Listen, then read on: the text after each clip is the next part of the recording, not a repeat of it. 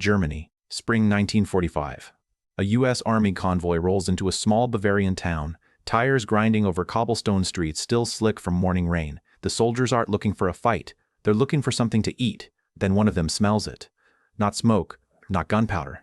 Coffee. Real coffee. Real coffee. The kind that hadn't reached the front lines in months. A corporal follows the smell to a loading dock behind a Wehrmacht administrative building. The door is padlocked, but the smell pours through the cracks like it's mocking him. When they break it open, they stand there, silent, floor-to-ceiling shelves, hundreds of Red Cross parcels still sealed, American chocolate, British biscuits, cigarettes, medicine, wool socks, bandages, all of it stamped for prisoners of war. None of it ever reached them. The sergeant radios up the chain of command with one sentence. "Sir, you need to come see this." Word reaches Third Army. Patton is already on his way. This is what he did, and what happened next became one of the most quietly devastating moments of accountability the war produced. Stay with us. We tell stories where disrespect meets consequences, and the people who made it pay. Subscribe so you never miss one. His name was Sturmbannführer Klaus Rieder, SS officer, regional supply administrator, a man who understood, better than most, exactly what moved through his district, and exactly how much of it could quietly disappear.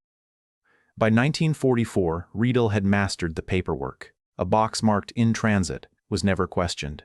A shipment rerouted for strategic reassessment required no follow-up, and Red Cross parcels, technically protected by international convention, technically destined for Allied prisoners in nearby camps, were technically just boxes.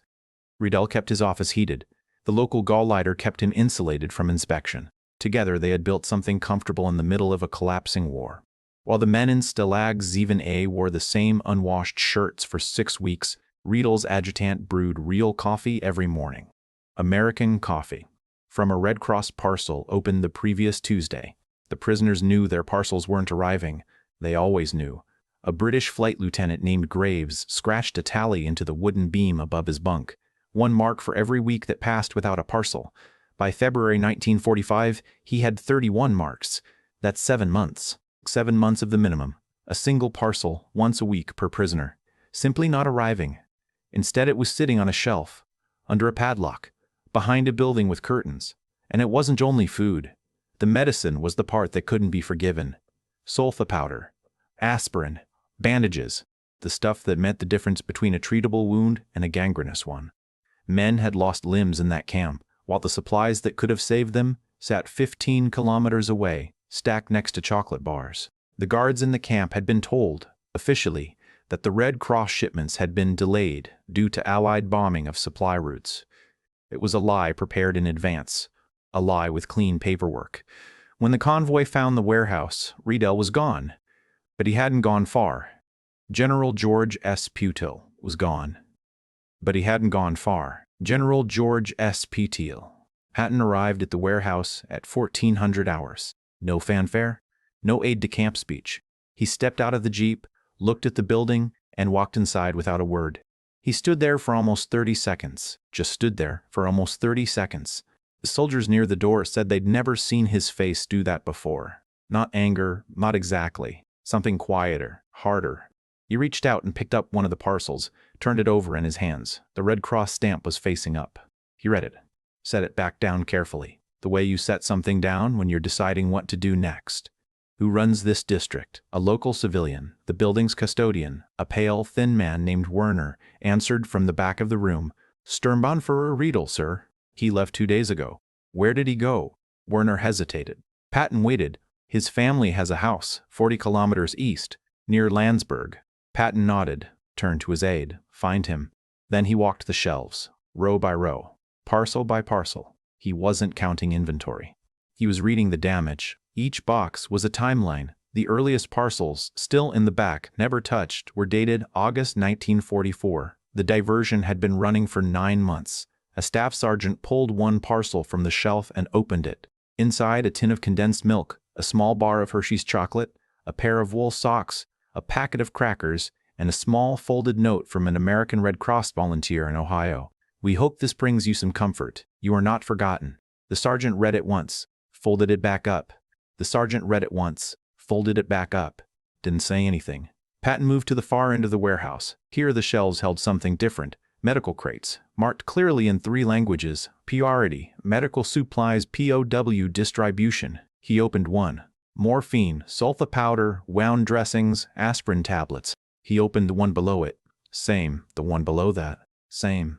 He turned to his intelligence officer, Major Hargrove. How many men in Stalag Zeventage, A? Approximately 76,000, as of last count, sir. Patton said nothing. He looked at the wall of medical crates. 76,000 men. Sick, wounded, cold, and the medicine that belonged to them had been stacked here, in alphabetical order in a clean and organized warehouse, while their wounds opened and closed, and some of them opened and didn't close. One of the youngest soldiers in the convoy, barely 20, picked up a wool sock from an open parcel and turned it over in his hands. "Sir," he said quietly, "my brother's at Stalag Zeventage." Patton looked at him. "I know, son." He didn't know, but it was the right thing to say. Outside, 2 military police vehicles were already heading east toward Landsberg. Riedel was found the next morning, not hiding, sitting at a breakfast table in a country house with his wife, 2 children, and a half-eaten plate of eggs. There was real butter on the bread, an American tin of coffee on the counter. The MPs didn't shout. They simply stood in the doorway and waited. Riedel looked up, looked at the uniforms, looked at his wife. He was brought back to the warehouse by noon. Patton was waiting. He didn't yell. That surprised people who knew him. He stood in the center of the warehouse, arms at his side, and let the silence do the work. Riedel was a tall man. He didn't seem tall anymore. Patton spoke in English. His interpreter translated each sentence with precision. "Who authorized the diversion of these supplies?" Riedel said it had been a regional order. "Strategic necessity. You stored morphine while prisoners bled." Riedel began to explain the logistics of wartime distribution. "Stop." One word. The room went quiet. Patton looked at him for a long moment. "You know what a coward looks like?" Patton said. "A coward wears a uniform and steals from wounded men. A coward builds himself a warm office with other men's medicine." He turned away. Conversation over. Patton called in the camp's Red Cross liaison officer, a Swiss civilian named Muller who had been filing unanswered complaints about the missing parcels for 6 months. "Tell me what you submitted. Every date, every submission." Muller pulled a leather folder from his briefcase. It was thick. He laid it on a crate and opened it. 6 months of letters, formal requests, escalating inquiries. Each one stamped Reese by Riedel's office. Each one filed. Each one answered with a form letter citing supply disruptions. Patton read through the first 3 letters, closed the folder, looked at Riedel. He knew, Patton said, to no one in particular. He knew every single time. Patton gave one order, not an execution, not a military tribunal. That would come later, through proper channels. This was something else. He ordered Riedel and 4 of his administrative staff, the men who had signed the diversion paperwork, who had organized the shelves, who had brewed their morning coffee from parcels marked Fulhar prisoners, to personally transport every single item in that warehouse to Stalag 7A, every crate, every parcel, every tin, by hand, no vehicles, no camp labor, no subordinates. Patton stood at the warehouse entrance as the first crate was lifted. Riedel reached for a crate of medical supplies, heavy, awkward, and struggled to pick it up cleanly. No one helped him. They walked. American MPs lined the route. Townspeople stopped and watched. Some of them had seen those parcels arrive. Some of them had wondered. Nobody had asked. Now they watched the men who had built that comfortable silence carry it back. 4 kilometers. In the rain. At the camp gates, the prisoners saw them first. Thin men. Pale men. Men in the same shirts they'd been wearing since October. They watched through the wire as Riedel and his staff set the crates down at the gate, one after another, in the mud. A British officer approached the gate. He looked at the crates, then at Riedel, then at the Red Cross stamps. He didn't say a word. He didn't need to. The prisoners began moving toward the gate, not rushing, walking slowly the way men walk when they've learned not to believe things until they're real. The first parcel was opened inside the camp fence at 1640 hours. They gave the medical supplies to the camp doctor first. His name was Captain Alan Fowler, British Army, captured at Dunkirk. He had been treating men with improvised bandages and diluted aspirin for the better part of the year. When the medical crates were opened in front of him, he stood there and counted the supplies like a man who doesn't trust the number until he's counted it himself. Sulfa powder, morphine, clean dressings. Enough. He looked up at the American medic who had carried the crates in. "This should have been here in August," Fowler said quietly. "Yes, sir," said the medic. "How many crates?" 47 medical, plus the food parcels." Fowler didn't respond. He turned and called for his orderly. There was work to do. In the main barracks, men opened parcels with hands that hadn't held American chocolate in over a year. Some of them ate slowly, carefully, the way you eat when your stomach has forgotten abundance. Some of them didn't eat at all, just held the tin, or the packet of crackers, or the note from the Red Cross volunteer in Ohio, and sat quietly with it. Flight Lieutenant Graves found his parcel near the end of the distribution. He sat down on his bunk, opened it. Inside was everything the parcel promised: the chocolate, the crackers, the socks, and the note. He read it. "You are not forgotten." He folded it carefully and placed it inside the cover of the journal he'd been keeping. He closed the journal, looked at the 31 marks carved into the beam above him. He didn't add a mark that day. Klaus Riedel was formally arrested under military jurisdiction and transferred to Allied detention that evening. His case was referred to the military tribunal system for prosecution under violations of the Geneva Convention, specifically the deliberate diversion of Red Cross parcels designated for prisoners of war. The Gauleiter who had provided his political cover was arrested 2 days later. Riedel's adjutant, the one who had brewed the coffee each morning, was held for separate questioning. He cooperated immediately. He said he hadn't thought about where the coffee came from. That answer was recorded and used in the proceedings. Patton filed his own report the following week. In it, he described the warehouse methodically: inventory, dates, quantities. He noted the medical crates specifically. He noted the 6 months of unanswered Red Cross complaints. He noted the 76,000 prisoners. He wrote one additional line at the end, outside the standard reporting format. It was organized. That is what made it unforgivable. In the weeks that followed, the story traveled quietly through Allied command. Other warehouses were found in other towns. Similar patterns, similar patterns, similar comfortable offices nearby. Each one was handled. At Stalag 7A, the camp was formally liberated by American forces shortly after.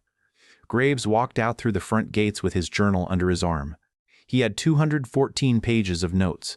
He later submitted them as a first-hand account to the British War Crimes Commission. The note from the Ohio volunteer was still tucked inside the cover. This wasn't really about a warehouse. It was about what happens when power is given a quiet room and no one watching. The men in Stalag 7th Act didn't suffer because of bombs or battles. They suffered because someone made a decision at a desk with clean hands that their lives were worth less than the comfort of a warm office. And they did it slowly, methodically, with paperwork. That's the part that stays with you. Not the cruelty, the organization of the cruelty. What Patton did that day was simpler than history usually allows a moment to be.